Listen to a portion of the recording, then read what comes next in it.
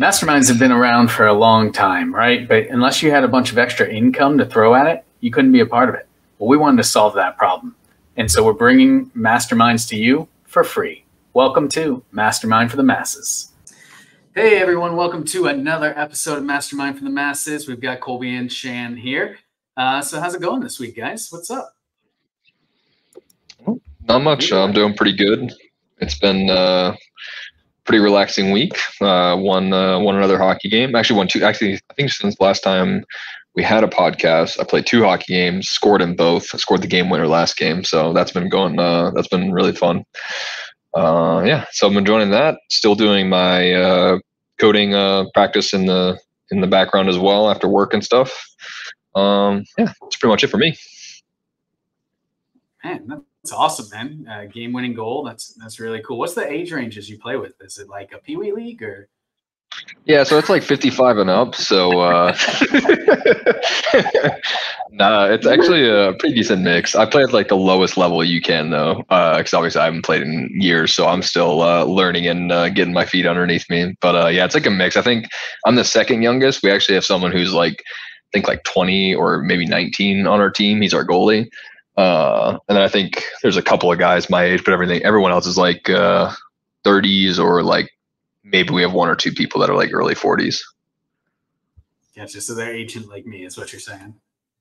Exactly. Yeah. Exactly. Nice. Shan, how about you, man? What's going on this week? It was a short week. Memorial Day weekend went by pretty quick, but it left us with 4 weekdays, so it's going to be a pretty short week. Nothing too crazy. I picked back up and started training jujitsu again, so I got that tonight. I got it Thursday tonight, and I might pick up Wednesday too. But other than that, nothing much going on. How about yourself? You guys are way more productive than I am. I went and took a vacation this weekend. So my wife and I got away for a little, parents' weekend and just kind of relaxed and hung out. And then we did take a pool day on Memorial Day. So in addition to, obviously thinking about friends lost and things like that, folks that are giving their life for our freedoms, right? We also enjoyed the fun Florida weather. So, but it's a good little weekend, but definitely haven't picked up any new sports, which is why I'm giving you guys a hard time because I'm just really shining a mirror on my laziness. So kudos to both of you. Yeah, I'll own it. Oh, man. No, excited to dive in this week. Colby, I know you brought us something that you've been talking about for a little while, so why don't you fire away, man, and we'll dive in. Yeah, sure thing. So I think we've definitely talked about a lot of different ideas and had a lot of conversations with various people since we started the podcast. A lot of, interesting topics. And part of me was drawn to this idea that we don't really yet have like a blueprint, so to speak, of what it would look like if we were to outline roughly, if someone didn't know where to start, where they could pick up and how they could follow and, take on a journey to, make their work and their life, like that whole like work-life balance, the best possible that it could be for them too. Like it doesn't even have to be like an objective, this is what you must do to achieve X result sort of deal, but just in a matter of if I wanted to maximize what I would like to achieve within my own life, these are, my goals for my personal life, my goals for my work life, what would be the best way to go about achieving them? I do feel like there's like a rough blueprint, so to speak, there that we maybe have like all the disparate parts, but they're not like lined up all neatly together in a way that people could take and run with it. And I figure we could just start off by maybe like going around and seeing like what if we're making a blueprint from scratch right now, and I'm sure we might not even finish it by the end of this podcast, but what would be maybe the fundamentals or the foundational like building blocks for something like that, right? And I guess the one thing that's been sticking in my mind personally more recently, and I've gotten away with it or I've gotten away from it and haven't been doing it as much, is taking 5 or 10 minutes either at the beginning of the day or at the end of a day to outline what I want to do tomorrow or that day. Basically like a schedule almost, or like a to-do list of any kind.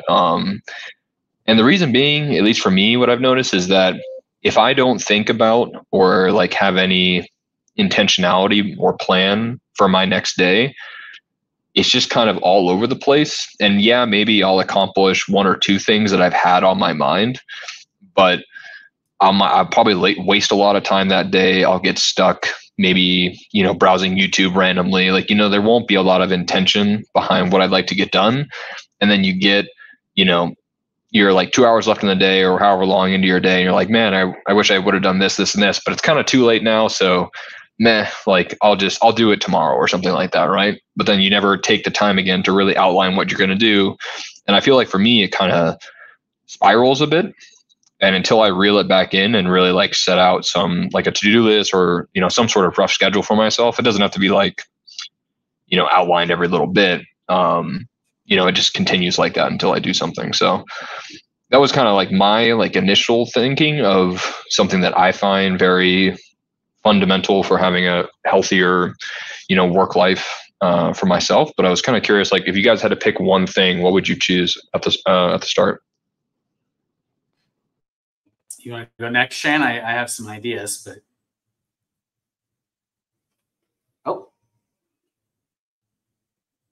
sorry, I was muted. No, I hit the mute button. My bad. So kind of have two, but one of them is just kind of piggybacking off of Colby and kind of the theme for what is commonly talked about in the Mastermind podcast, and that's honestly is just goal preparation. So kind of a lot what Colby said, but in a broader scope, is like outlining like what you're actually trying to accomplish. Like even if you're watching this podcast, like even if you just sit back, reflect, and think about like why you're even watching this kind of content, or like what you're trying to get out of consuming this kind of content. But that leads on to like, if I were to choose one thing, what that would be is changing the way you consume. And that goes in a really broad perspective because we're all kind of consumers in one way or the other. And our days consist of either whether it's consuming content, consuming like in a marketing standpoint of things, or just the way we like interact day to day. So when I say like change the way you consume, let's say if you're someone who's heavily into documentaries or someone who's heavily into like reality TV shows, like make an adjustment that fits and aligns with that goal, or whatever accomplishment you have set out, right? So like if I were to want to change things and kind of develop my mind around like the mastermind subject, and I watch, I don't know, let's say like I watch comedy specials on Netflix all the time, right? I might want to start changing that out for something that's a bit more geared towards like improving my work-life balance or making me more motivated, or whether that be like switching over to YouTube and trying to find like kind of entertaining but useful podcasts like this, right? Like just taking the time and replacing the, I wouldn't say the wasted space, but the more freely adjustable space you have in your day, and replace it with consuming something that's actually valuable and goes towards your goals. I feel like if you could really take some time and hack that out, like it makes everything else easier. Right? And it goes with everything, right? Like let's say if you're trying to become, you're watching Mastermind for the Masses to help motivate yourself personally, and maybe you're trying to eat better, or you're trying to like go to the gym, or like you, Colby, like start hockey. You can change the way you consume just by switching it to food, right? Like your diet plan. Like you love to snack at 3:30 every day. How can I replace cookies with something that's just as, or close to being just as good, but way healthier, like a parfait or something? So that's like the mindset. If I had to choose one thing and develop a blueprint off of it, I would highly recommend anyone do that. No, it makes a lot of sense. And I think for me, right, I take it back just a step farther. And I think to really be happy with where you're headed, you have to also understand what success is for you, because kind of even talking to you guys' points about the goals, those goals are ultimately leading you towards what success is for you. And since that's different definition for everyone, I think to have a blueprint, you kind of have to set that down. It's probably not the foundation, but it's required, right? You need to have somewhere some sort of definition for what success is to you. And for me, what that means is when your interest aligns with your outcomes. So you may, want a lot of money. That might be an interest for you for some reason, and that's how you're going to determine success. But you also may not care about money, right? You might just want to be a really good husband, father, friend, person, whatever the case may be.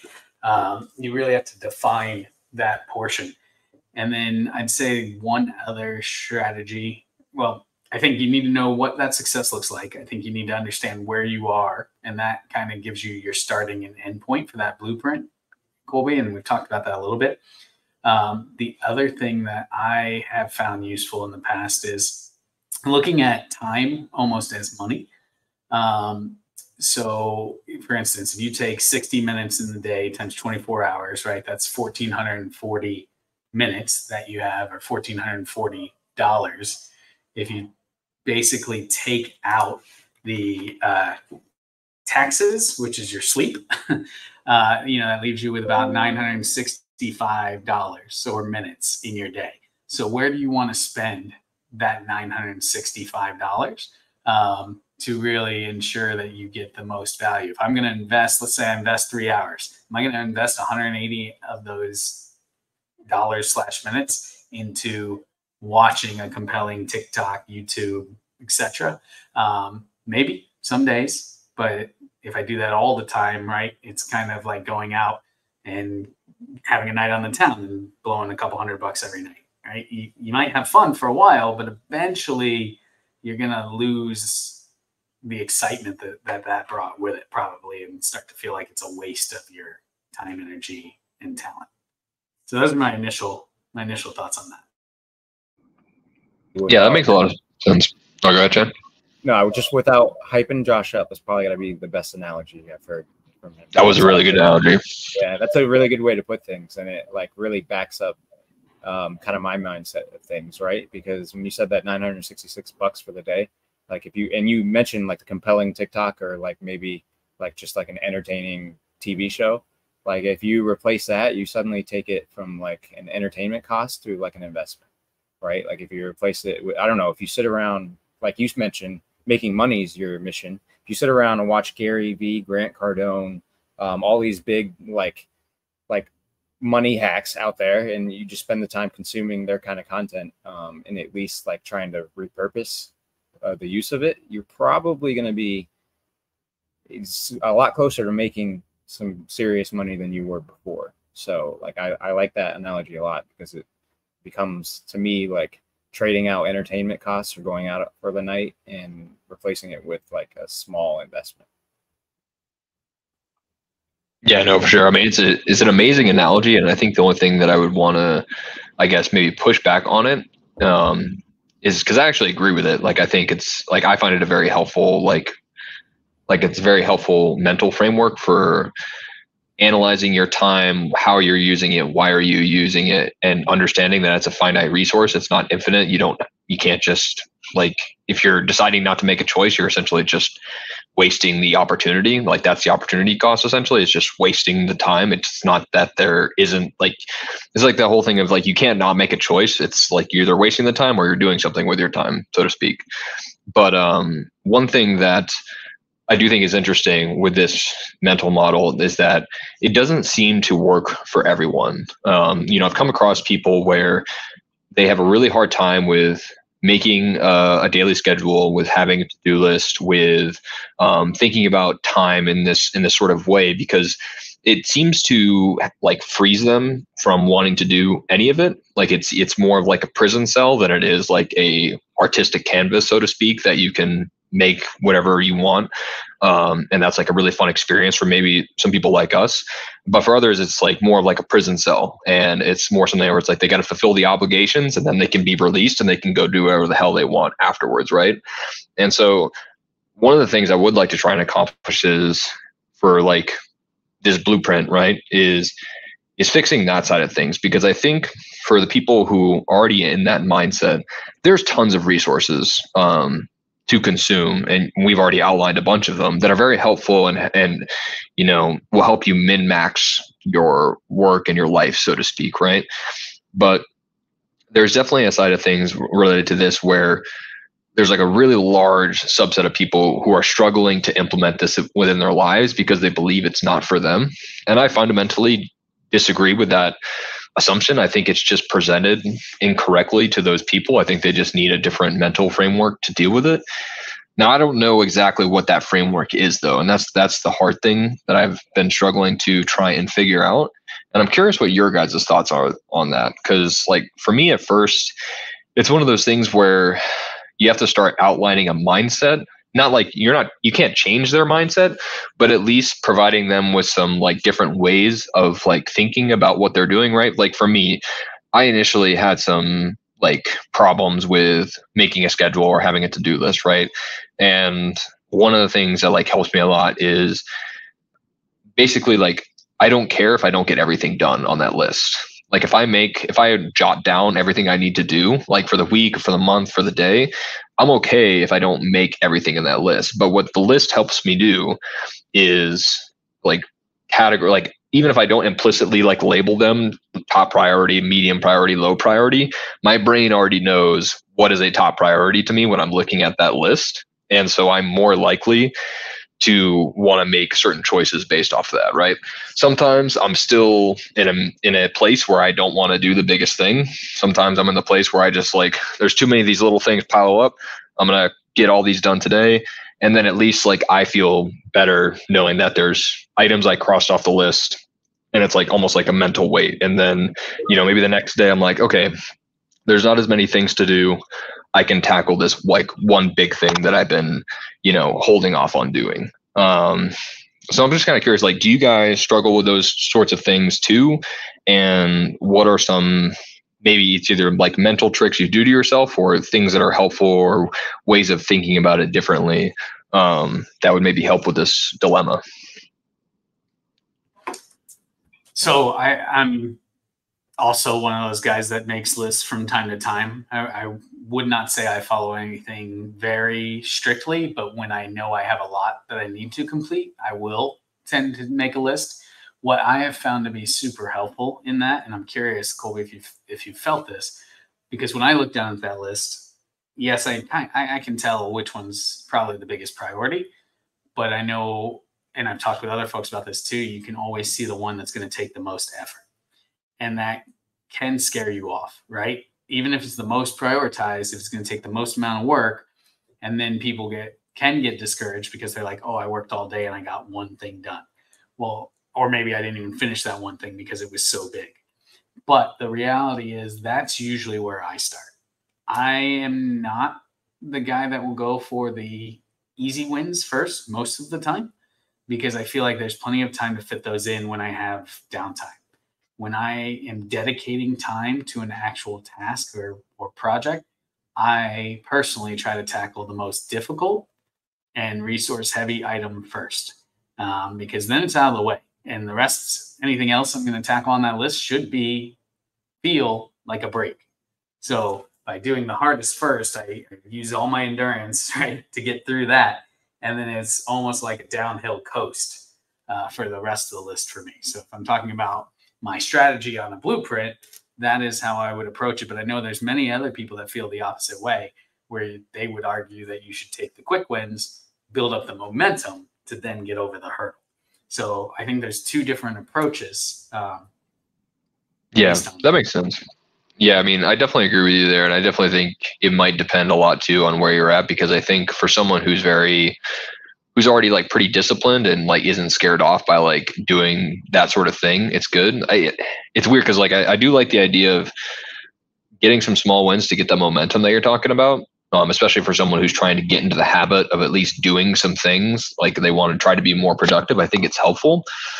But I honestly do think, though, that there comes a point where you have to start learning how to build that muscle, so to speak. That's kind of like working out, where you have to get used to doing the thing that's going to take you a lot of time, and maybe you only get one thing done that day. And you almost have to get used to that feeling, and you have to start mentally working out, so to speak, and like dealing with the sort of the toughness of like going through that all day and only having one thing done, or maybe not even getting that thing done at the end of the day and having to do it the next day or for weeks or for months. I almost do feel like that is a muscle that at some point you have to work on? Well, what I've found is the anxiety and stress that comes with having a lot to do is usually held behind this dam of the big item, right? The item that you don't want to tackle because it's causing you so much stress to even think about it. So by eliminating that, right, a lot of that stress and anxiety of all the tasks that I have goes away because I've taken care of the biggest stress. And as I just work my way down the list, because maybe I got the one thing done today. Well, tomorrow I'm going to knock out 30 things because I don't have this big looming weight over me that's also kind of making me stressed all the time and taking my efforts and focus away from the small things I was trying to accomplish. So if I dove into those first, I might get 15 done because every once in a while that big project gets in my head. I get overwhelmed. I take a break, whatever, right? Whereas if I really crush it on that big project tomorrow, those little ones, I don't have anything nagging at me. Like the big one's done. If anything, I'm like, yeah, well, at least I got that thing done, right? And it kind of like fuels me. So again, I've heard it both ways, but that's my blueprint to achieve success. Yeah, that makes sense. Shan, I'm curious for you, do you perceive this as a dilemma? Do you think that there's like a different way of approaching things for the like a type of person that's like hesitant to do like this sort of thing where you're like setting goals, like doing a lot of planning in your life, I guess like making major life changes, like where do you think I guess like what are your thoughts on it generally? No, I think this content, exactly, this podcast episode, the value of it is seeing the different perspectives on how someone would build out their blueprint. Because I like going back to what you said, I definitely agree. I don't think it's kind of a one size fit all. And even when you mentioned like tasking out and planning your day, like how that doesn't work for everyone, I'm kind of that person. So I can build it out like subject wise, like what I need to accomplish. But if we're talking like down to like calendar bubbling, I actually look at it as red tape, because my personality is the type where like, oh, I really need to go in, update my resume. I'm just going to do it. Like, I'm just going to jump in and do it. So it almost takes me more time to like plan it out than it does. But the problem, because I still have a problem with that. Like, even though that's a lot of the ways, or like that's common with how I operate, I have a big problem with it because I think it's harmful to both discipline and your ability to organize. And I think that's kind of what you were trying to get at when you said exercising that muscle. That muscle is discipline. So like, of course, like it might feel great that you can get up and just tackle a task that you know needs to be done and not hesitate, not put it off. It's great. But how long can you do that without following some kind of schedule or responsibility that kind of allows you to prioritize what is more important? So like Josh's example, right? Like that big item, like I may have updated my resume because I know in reality I need to actually start applying for jobs, but I haven't been doing that. Like that's the bigger key item. So I think when we're talking about building a blueprint again, like the value of this content is kind of seeing and understanding like the different methods people are taking, because I still haven't mastered mine for blueprinting and like specking out how I like accomplish success on a regular basis. But I definitely utilize this kind of content in your guys' strategies to figure out what works best for me. So I really agree with too, like Josh's his scenario where like he tackles the big item first. I think for most people that like if they tried it out, it would probably work pretty well.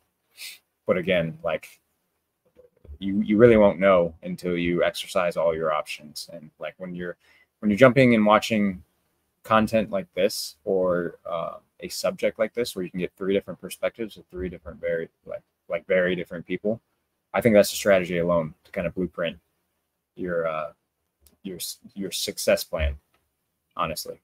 So I don't know if that like directly answers your question, but like hearing you guys going back and forth, like that's my immediate perspective on it.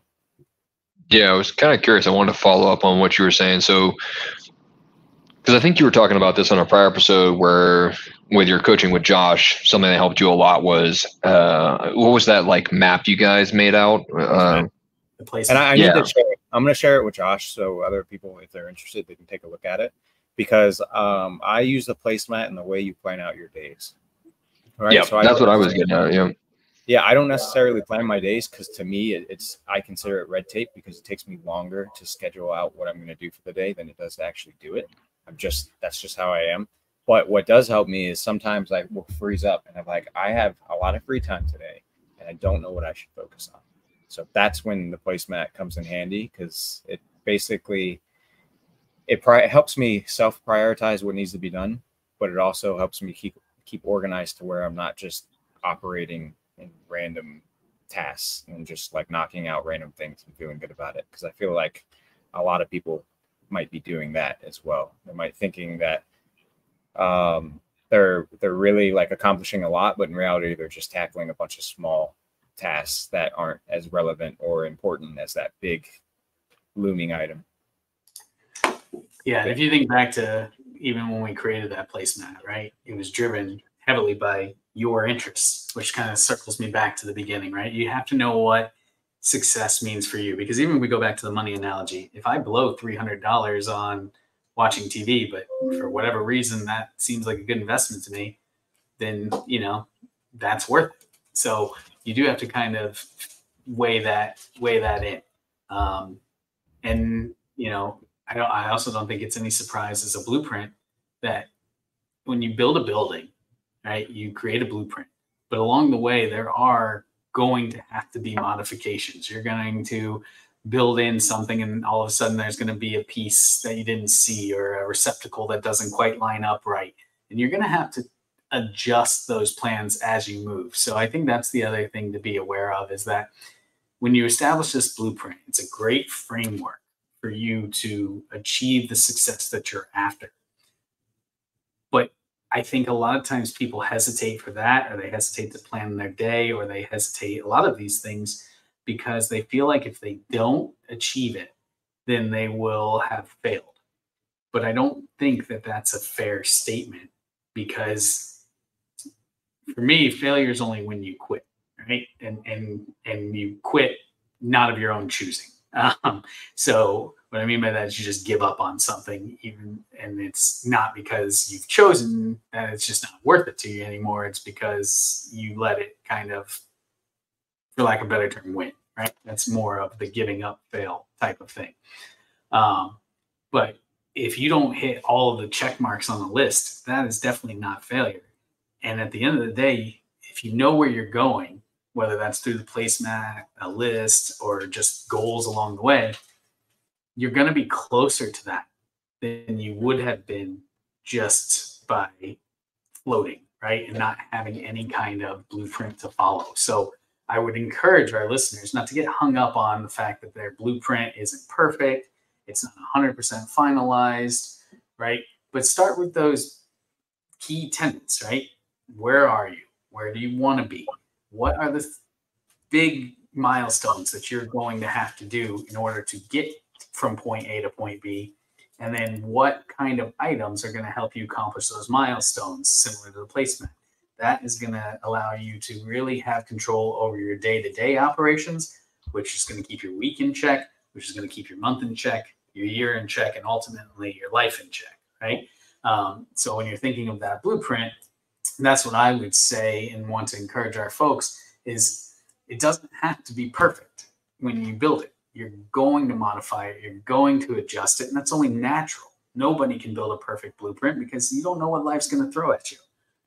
How you respond is going to be key to that, right? And that does circle me back to one other thought that I had earlier around mindset, and getting yourself in the appropriate place. Years ago, I came up with this concept because I would get frustrated between the optimism and the pessimism and the realism. These three different buckets that people were supposed to fall into. And what I think I ultimately settled on, and at least what I believe, is that everybody's a realist. It's just what is their reality and at the way that they're looking at something. Because we could see two different things. One of us might see it as an obstacle. One of us might see it as an opportunity. Right? One of us might see it as a obligation and a pain, while the other person might get excited to overcome a challenge. And that mindset makes a huge difference, right? So when you are looking at what do I need to do to get from point A to point B on my blueprint, and you see these large items, don't get scared off from them either, because they really could be an exciting opportunity for you to kind of grow your skill set. You know, don't let that scare you off from your passion or your dream. Yeah, something that I think has really oh, go ahead. No, I was going to say, I know that was a little bit you know, high level, but I think it's actually an important fact that we can lose sight of. No, yeah, for sure. I mean, there was a lot of stuff that resonated with me, and something that I really wanted to point out, I think, with everything that we're talking about here, I think the first thing, I think where you need to start, and Josh really highlighted this, and I think even some of the stuff Shan and I were alluding to is you got to start with, it seems like you have to start with excitement or being interested in something or wanting something, like to a very, I would say a pretty high level, right? Like it can't, because if you're not super interested or super excited or really, really want something, that's going to be the motivation and the driving force behind your motivation, your drive, and everything as you're going about implementing your plan or implementing your blueprint, et cetera. And so it definitely seems like that seems to be the most important step, because I would imagine that, right, like even in your case, Shan, we were talking about like making a plan or like, I guess like having more detailed like out schedules doesn't really work for you, but having that sort of like map that you guys were sort of doing out to help sort of almost like have a hierarchy of like your interests and what you would like to accomplish and have these different buckets and everything like that. That helps you like make quicker decisions on your day to day. So it's kind of like a loose structure that you can use. Like, you know, I don't think that would really work if you didn't have those things that you wanted to achieve to a very like intense degree, like within you. Right. And so I just wanted to like highlight that out, because it wasn't something I initially thought of, but it does seem to be like super, super critical to have that first step. And then the second thing that really resonated with me, Josh, is just being okay with failing. And I think that's something that's like really hard for people to get used to, or to allow themselves to fail. But I think that's like really critical for if you're trying to make any sort of like grander plan for what you'd like to do with your life, you know, whatever it may be, is that it's not going to be perfect. You know, you're going to hit roadblocks. You may have to scrap the thing and start over a few times, like, and that's okay. You know, no one has this like figured out from the start. Everyone's stumbling around trying to piece things together as they go, and they're revising all the time. And I think people generally struggle with that. They think that like, you know, something's wrong with them if they have to start from scratch again or redo something. You know, they think that, you know, it wasn't meant to be, so to speak, instead of just trying to revise and figure out a different way of approaching it, you know, stuff like that. So yeah, those things just really resonate with me quite a bit. It's funny because you hear it all the time, right? From the most successful people, failing is good. How you learn, right? You hear these things, you even hear these ideas that we're talking about today, and you know, it all sounds great in theory, but there's always that little voice that says, well, I don't think that's going to work for me. So I guess what I'm trying to get at is, what advice would you know, either of you give to somebody? Maybe we start with you, Shan, too, because your point of just diving in, right? You obviously don't necessarily struggle too much with the resistance that might come from taking on a new activity or a new endeavor, right? Because you see it, you understand it, you want it, and you do it. So what advice would you give our listeners that might be resistant to taking the time out to kind of work on developing a blueprint like this, right? Because it is going to take some time. You have to actually reflect and think, what is it that I want? Where do I want to go? Like, you know, I think that placemat that we've referred to a few times, it took us a few sessions before we actually like were able to really hone that thing in, right? So what advice would you give people that are resistant to trying these? Yeah, I think my broken record self is going back to the yes man analogy, honestly, because like when I spewed on about like knowing that planning and booking in a calendar or bubbling a calendar doesn't really work for me, it's not like I just came up with that. Like, it's not like I'm not telling anyone that I was just lazy and that's how like I determined that doesn't work for me. I tried it, and in fact, you were there with me, Josh. Like I've tried that method to really hone in on being more disciplined and kind of like help structure my life a little bit more. But I just found out it doesn't work for me. And that's really the only advice you could really receive at the beginning, right? Is if you're hesitant towards it, you need to understand that you're not going to figure out that clarity, or you're not going to discover that clarity that makes you highly motivated or makes you highly successful without trying 100 different things before realizing 10 works.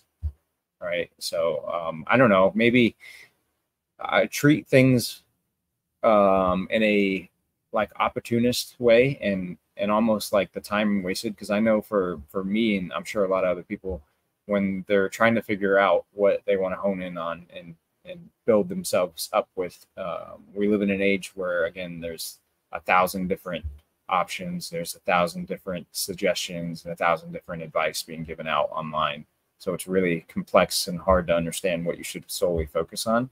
But if you approach it with like a more well-rounded mindset, right? To where like, oh, I might waste my time learning about this skill set for the next 3 months. And instead, like treat it more like, oh, the next 3 months, I might not like this, but I just made myself more well-rounded and I have a new skill set and I have something that I can brag about or something that I can humble myself with like later on. And that's what stops me from getting in my own head when it comes to trying something new or trying to figure out what my passions are. That makes a lot of sense. Basically, don't knock it till you try it, and those failures can actually help guide you to your success. Yeah, I don't even look at them as failures either. Like you have to define.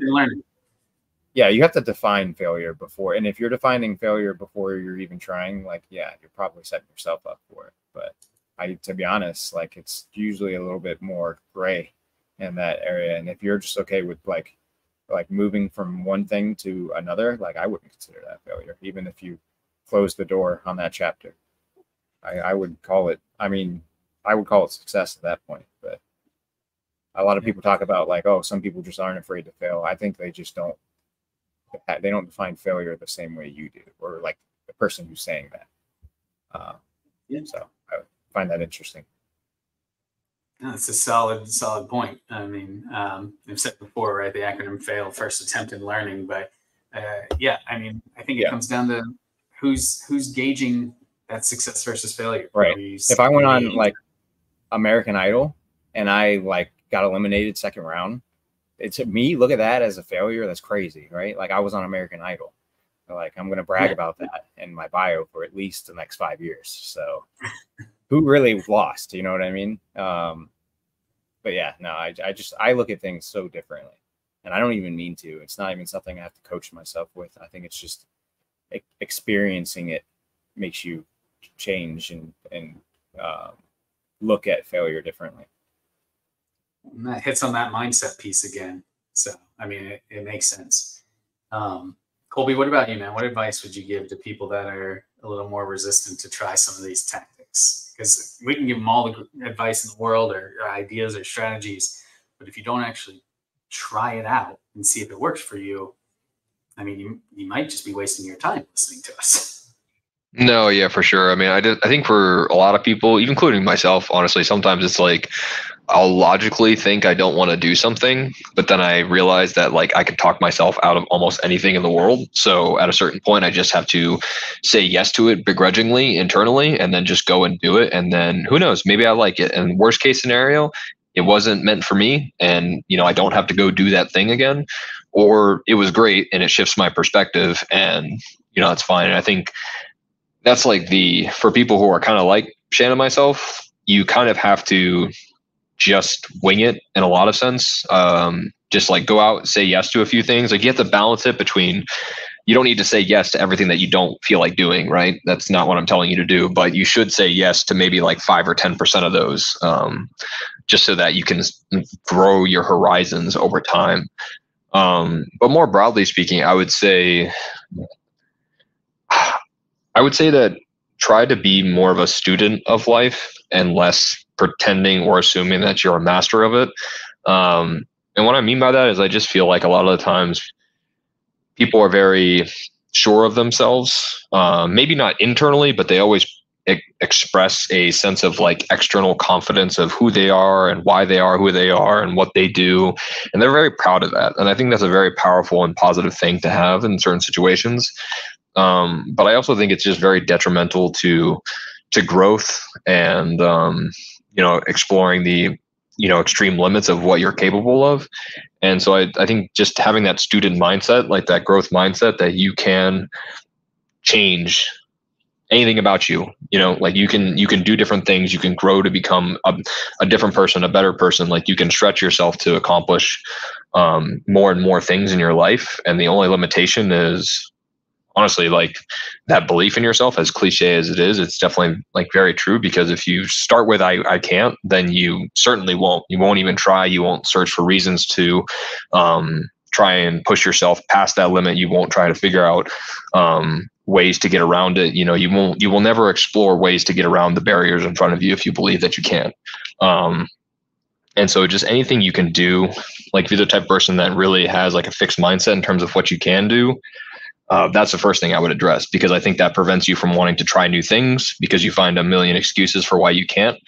And so if you feel like you're the type of person that really struggles with that, there's a book that I've heard of that I haven't actually read that I'd like to read, but I'm sure if you look up growth mindset, it'll come up. I think there's a ton of stuff on having a growth first fixed mindset. And I think there's like even some psychology, academic articles on it as well.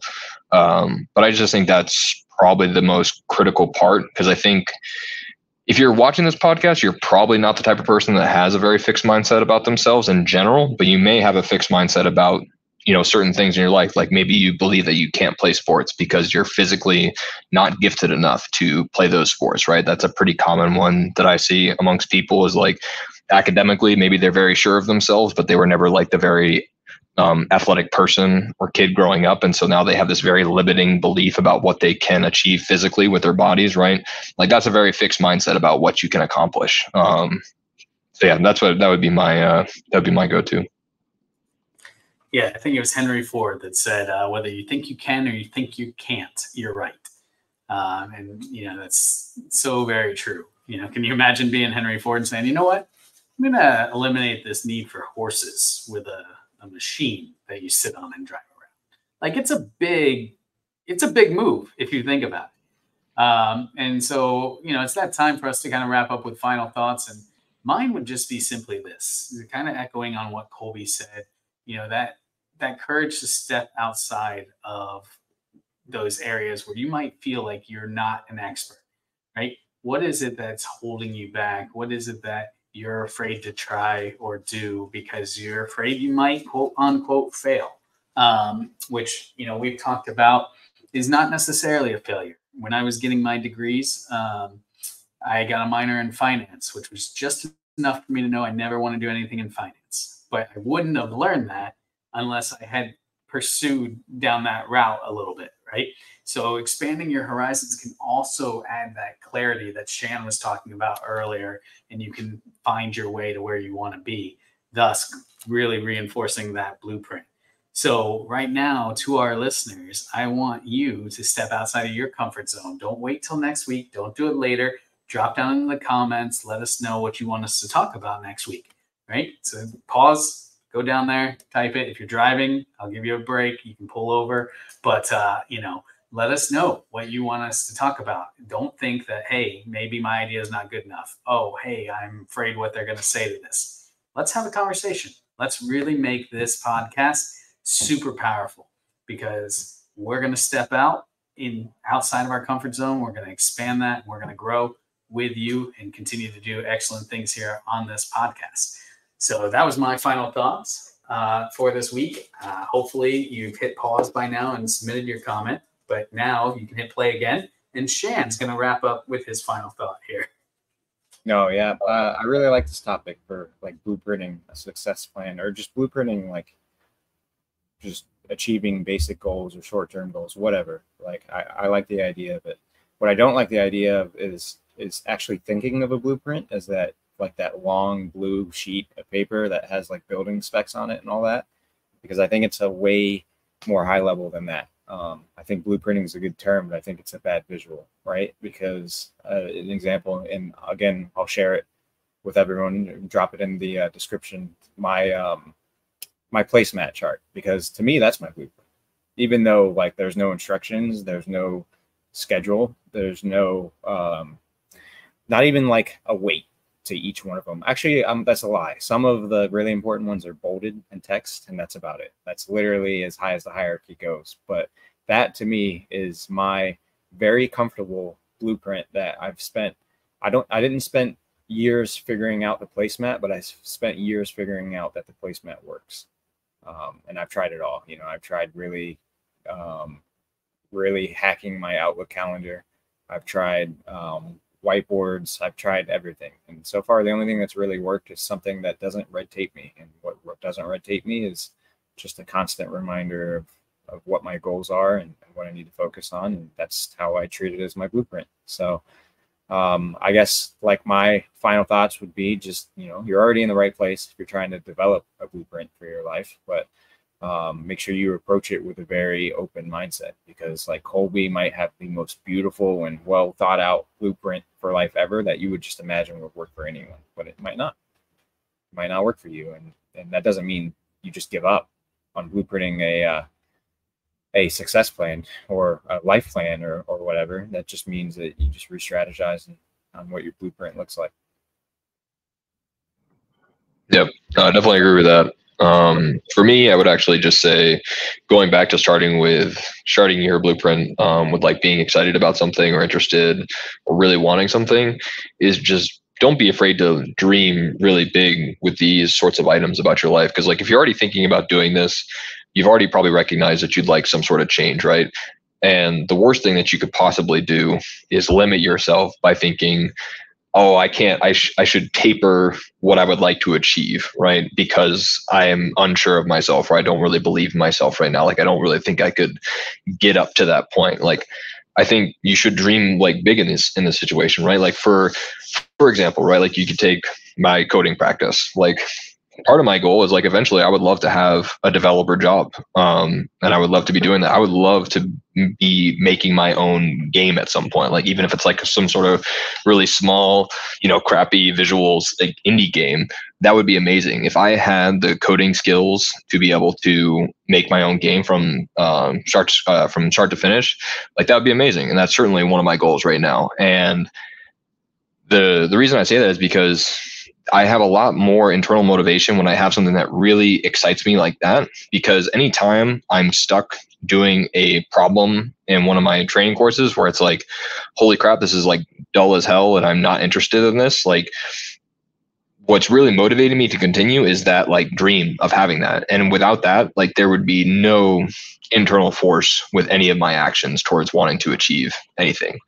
You know, even for hockey, it's like, you know, like scoring my first goal and, you know, winning a championship within the league that I'm in, moving up divisions within the league. Like it sounds silly, but like even with personal life items, right, that don't really have some sort of like monumental achievement sort of allure that you kind of would expect some other like big goals to have, like you should still set them, because like they may seem weird to anyone outside of yourself, but they will certainly feel very powerful to yourself, right? Like you can certainly bet like that I absolutely want to win a championship. I absolutely want to score my first goal. Like I absolutely want to like develop my skills and move up divisions and play in a better league, like all sorts of things. Like that's exciting, and that's what motivates me to want to go and do those things. So it's like every single thing that I have in my life, like having those big goals attached to them, those big like dreams, like to me, that's always what's motivated me